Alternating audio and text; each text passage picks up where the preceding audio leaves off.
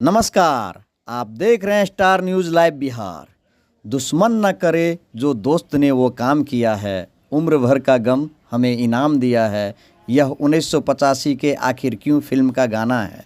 लेकिन आज फिर एक दोस्त ने ऐसा काम कर दिया जो दोस्ती के नाम को शर्मसार करते हुए एक दोस्त ने दूसरे दोस्त की हत्या कर दी, उनके परिवार को गम के आग में धकेल दिया। ताज़ा मामला नरपतगंज प्रखंड अंतर्गत रेवाही पंचायत का है। रेवाही पंचायत निवासी मोहम्मद वारिस के 26 वर्षीय पुत्र मोहम्मद आशिक की हत्या उनके दोस्त नजरुल व नसरुल एवं अन्य व्यक्तियों द्वारा धारदार हथियार से हत्या कर शव को धान का खेत में फेंक दिया। बताते चले, मोहम्मद आशिक एवं नसरुल पटना में रंग पेंट का ठेकेदारी का काम किया करता था।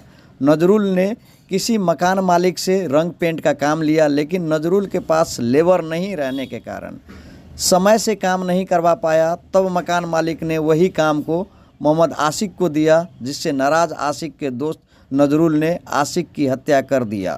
क्या जी, ये आशिक के साथ क्या हुआ था? आशिक के साथ ये हुआ था कि आशिक और एक लड़का जिसने इसका आशिक का मर्डर किया है, वो लड़का गढ़ा उसरी, उसका थाना पड़ता है जोगबनी। ये दोनों पटना में काम करता था पीओपी का। आशिक उसी लड़के के पास काम करता था जिसका नाम जमीरुल है, जमीरुल नसरुल दोनों भाई है। ये दोनों लड़का पीओपी का काम लिया था मालिक से समथिंग 6 लाख में, ऐसे ऊपर नीचे। लेकिन उसके पास बंदा नहीं था। आशिक के पास बंदे थे, तो मालिक ने कहा कि आशिक काम तुम ले लो, हम तुमको काम दे देते हैं, तुम्हारे पास बंदे भी है और तुम करा भी लोगे वैसे। तो मालिक ने 5.5 लाख रुपए में आशिक को काम दे दिया। उसको बड़ी तकलीफ़ हुई जमीरुल को और नसरुल को कि भाई मेरा काम लिया हुआ मालिक से मालिक ने इसको दे दिया और ये हमारे इलाके का है, क्यों ऐसा किया इन्होंने। तो उसी पर उसने धमकी दिया कि हम तुमको गोली मार देंगे। ये धमकी वहीं तक रह गई और फिर वो मन में बैठा लिया कि लड़का इसका पीछा करना है। उसके बाद दोनों गांव आ गया, नसरुल दोनों गांव आ गया। और आशिक भी पटना से, नजरुल और नसरुल दोनों भाई है। नजरुल और नसरुल पिता हाशिम गढ़ा उसरी, ये दोनों भाई घर आ गया और मोहम्मद आशिक भी घर आ गया मुहर्रम मनाने के लिए। तो मुहर्रम के दिन तो नहीं, मुहर्रम को 17 तारीख को हुआ और 18 तारीख को यहाँ पर कपलफोड़ा हाट लगती है, ward number 12 Sawalda Majhwa ward number 12 में, जो आशिक के बिल्कुल घर के करीब में है, 10 कदम पे।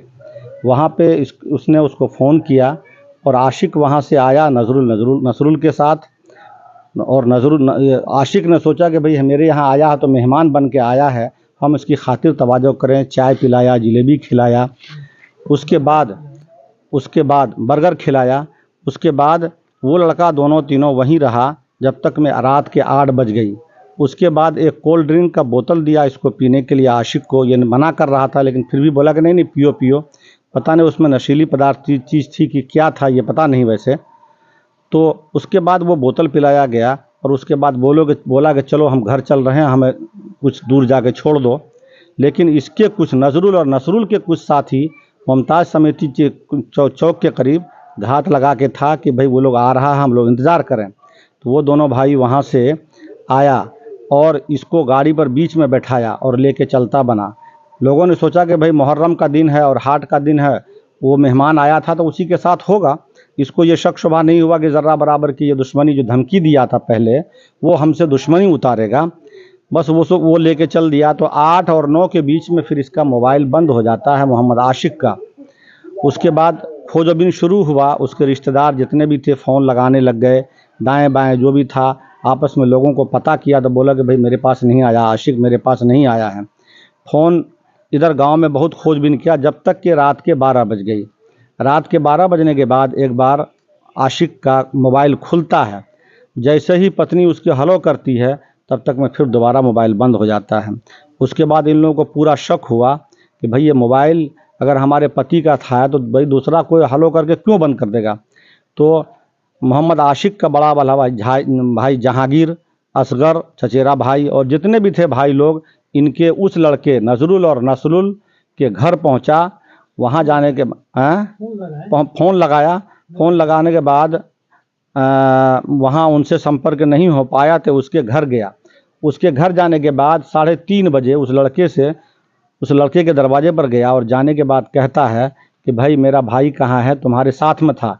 बोला कि मैं तुम्हारे भाई को नहीं लाया हूँ, तुम्हारा भाई तो वहीं छोड़ के हम आए, पता नहीं कहाँ गया नहीं गया हमें नहीं मालूम है। लेकिन नजरुल के हाथ में छुरे का निशान था, चोट का निशान था, जो बाद में वहाँ जाया गया तो वहाँ के लोगों ने बताया और जो लोकल डॉक्टर हैं उनसे जाके बोला कि भाई हमें दवाई दीजिए। तो दवाई की दुकान पे दवाई नहीं लिया, डॉक्टर की दुकान पे, वहाँ वो पट्टी लेके आ गया। जब पट्टी खोल के देखा गया तो उसमें छुरे का निशान था। बहरहाल वहाँ ग्रामीण इकट्ठा हो गए, जब तक मैं सुबह हो गई, टाल मटोल करता रहा। ग्रामीणों ने कहा कि ठीक है भाई 24 घंटे का इसको मोहलत दीजिए, हम लोग पूछताछ करते हैं। लेकिन उसके दिमाग पे खुमार चढ़ा हुआ था और उसका आंख लाल पीला था। जब किसी का कोई मर्डर करता है तो उसका चेहरा और उसका जो एक्टिविटी होती है वो छुप नहीं पाता है, चेहरा खुद बयां कर देता खुद बयां कर देता है कि हम फला काम करके आए हैं। तो लोगों के सामने में बोला भी, नजरुल और नसरुल लोगों के सामने में बोला कि भी आप लोग मेरा दिमाग मत ख़राब कीजिए, मेरा दिमाग का तो दही होने वाला है, इसलिए ऐसा मत कीजिए। बहरहाल जो उनके रिश्तेदार थे मोहम्मद आशिक के भाई जाके थाना में अपहरण का आवेदन दिया। उस वक्त लाश नहीं मिली थी। जब थाना गया तो वहाँ से फ़ोन जाता है मोहम्मद जहांगीर को उनके रिश्तेदार के द्वारा कि लाश मिली है, जो भालपट्टी नहर के किनारे लाश पड़ी है धान के खेत में। फिर वहाँ से पुलिस प्रशासन जोगबनी थाने से संपर्क किया, जोगबनी थाने की पुलिस आई, नरपतगंज थाने की पुलिस गई और फिर वहाँ से उस लड़के को गिरफ्तार करके थाना लेके चली गई। उसके बाद डीएसपी साहब और जो पुलिस पदाधिकारी थे वो घटनास्थल पर पहुँचे तो सही मानों में लाश मोहम्मद आशिक की पड़ी थी वहाँ पे। मेरी सबों से आग्रह है। और अच्छा, पुलिस उसमें से कितने अभियुक्त को गिरफ्तार किए हैं? एक अभियुक्त को गिरफ्तार किया। नामजद व्यक्ति कितने हैं केस में? नामजद व्यक्ति तो 3 थे, नसरुल और क्या नाम था उसके पिता का, मोहम्मद हाशिम। ये तीनों नामजद हैं। लेकिन उसके अंदर और भी मुलविस है। जो आवेदक करता थे उन्होंने शक के बिना पर इन तीनों का नाम दिया कि भाई इन्हीं के पुत्र थे। एक चीज मुखिया जी, आजकल सोशल मीडिया पे काफी वायरल हो रहा है, एक लड़का कहाँ का है जी, एक लड़का एक सोशल मीडिया पर एक खबर शाये हो रही है और खूब ज़ोर से वायरल हो रहा है, जिसका नाम ईसा है, पिता मोहम्मद हाशिम है। उन्होंने अपने मोबाइल पर लिखा है उस मोहम्मद आशिक मृतक का फ़ोटो और एक लड़की का फ़ोटो लगा करके, जो हमसे टकराएगा उसका यही हाल होगा जो इस लड़के का हुआ है। तो हम पुलिस और प्रशासन से ये आग्रह करना चाहते हैं, पुलिस प्रशासन पर मेरा विश्वास है और न्यायपालिका पर हमारा विश्वास है कि इस लड़के को भी छानबीन करके इसके यहाँ तक पहुँचा जाए और इन्होंने क्यों फ़ोटो लगाया और सोशल मीडिया पर ये इन्होंने फ़ोटो क्यों डाला है, क्या मकसद था इसका। हमारे परिवार और यहाँ हमारे पंचायत के लोग जिनके भाई ने आवेदन दिया है, मोहम्मद आशिक का भाई, ये डरा सहमा है और उनका पूरा परिवार डरा सहमा है। हो सकता है कि दूसरी घटना को ना अंजाम दे दे, इसलिए इन्होंने ये शब्द लिखा होगा कि यही अंजाम होगा। इसके पीछे क्या मकसद हो सकता है उसका। प्रशासन से मेरी यही आग्रह होगी कि या इसके गांव तक इसका कुछ पता चला है कि इसका गांव मानगंज है जो सुपौल ज़िला में पड़ता है। सही तहकीक नहीं है कि कहाँ है। पुलिस प्रशासन से मेरी दरख्वास्त और अपील, मेरी विनती है कि उनके घर तक भी छानबीन करके उस लड़के को ढूंढा जाए कि इसके बोलने के पीछे और लिखने के पीछे क्या मकसद हो सकता है वैसे।